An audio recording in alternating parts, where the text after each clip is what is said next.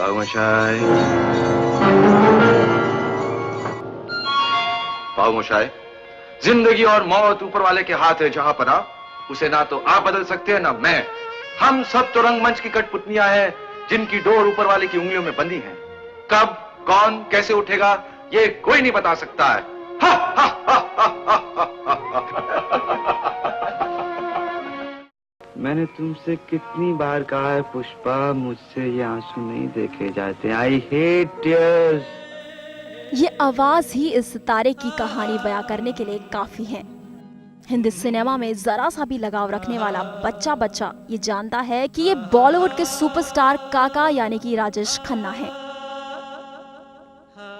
अपने रुमानी अंदाज, शानदार अभिनय और सिल्वर जुबली फिल्मों के लंबे सिलसिले के बाद करीब 1.5 दशक तक सिने प्रेमियों के दिलों पर राज करने वाले राजेश खन्ना के रूप में हिंदी सिनेमा को मिला बॉलीवुड का पहला सुपरस्टार। कोरा कागज था ये मन मेरा, लिख लिया नाम इस पे तेरा, जिसका जादू चाहने वालों के सिर चढ़कर बोलता था।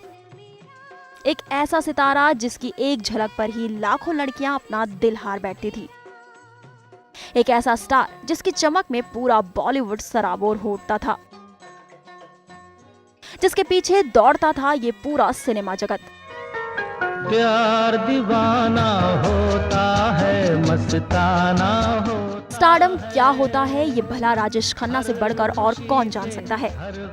उन्होंने उस जमाने में स्टारडम को महसूस किया था जब इस शब्द के असल मायने भी किसी को पता न थे। 29 दिसंबर 1942 को अमृतसर में जन्मे राजेश खन्ना का असली नाम जतिन खन्ना था। 1965 में फिल्म आखिरी खत से राजेश खन्ना ने अपनी फिल्मों की शुरुआत की, जो बहुत अच्छी साबित नहीं रही। लेकिन अगर ये मजाक ना करता तो ये रूप देखने को कहां से मिलता, और वो गुस्से का रूप जिसकी लाली देखकर सुबह की हर कली खिल उठती है। अपनी कामयाबी की पहली सीढ़ी के लिए राजेश को 4 साल का इंतजार करना पड़ा। 1959 में उस समय के बेहतरीन डायरेक्टर शक्ति सामंत अपनी चहेती एक्ट्रेस शर्मिला टैगोर के लिए एक फिल्म बनाने में जुटे थे, जिसके लिए उन्हें एक हीरो की जरूरत थी।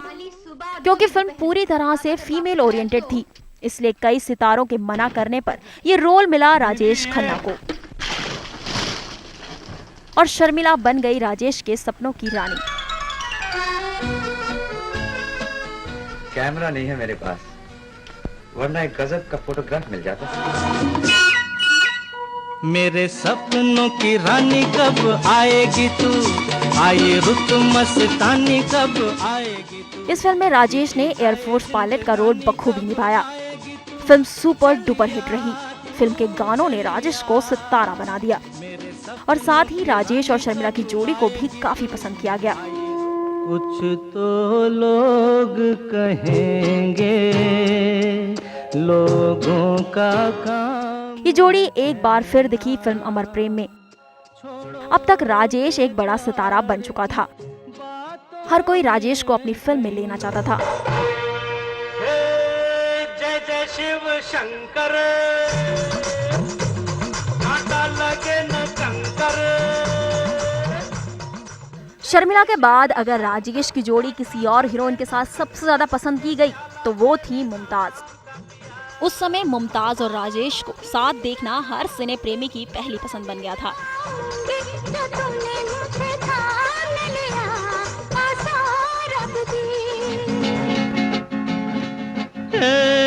ये जो मोहब्बत है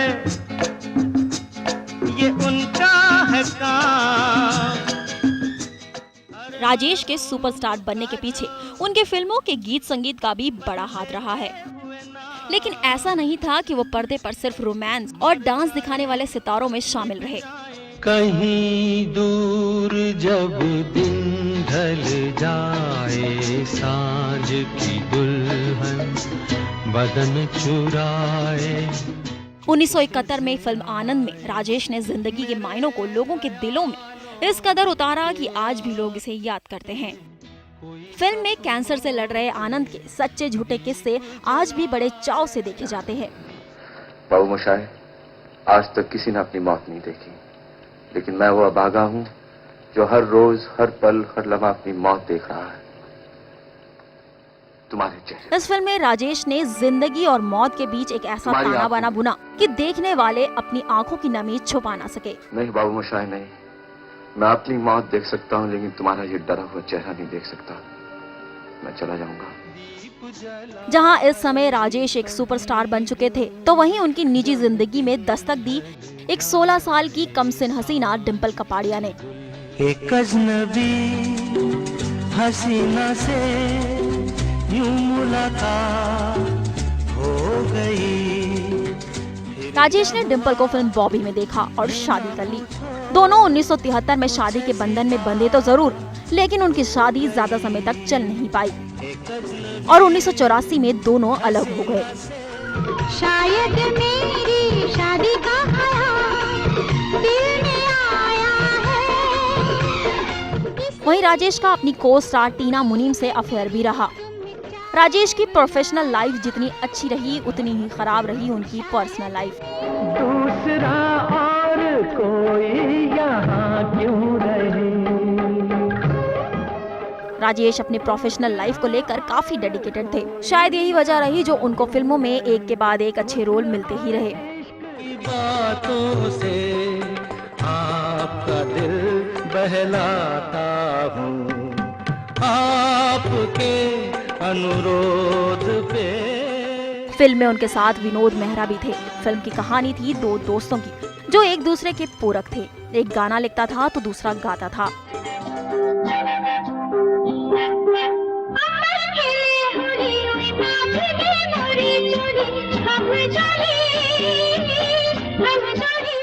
सत्तर से 90 तक राजेश ने फिल्मों में काम किया।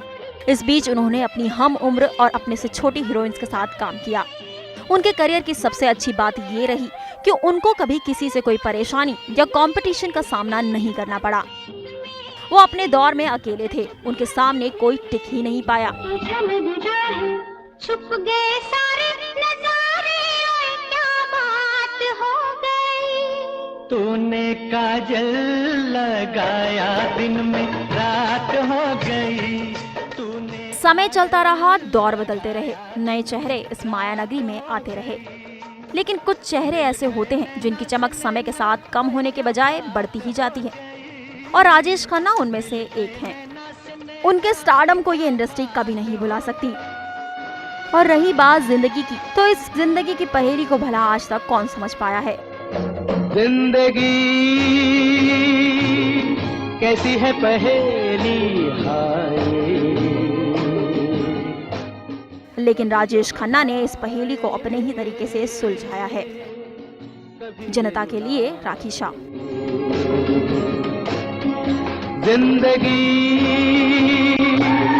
कैसी है पहेली हाय।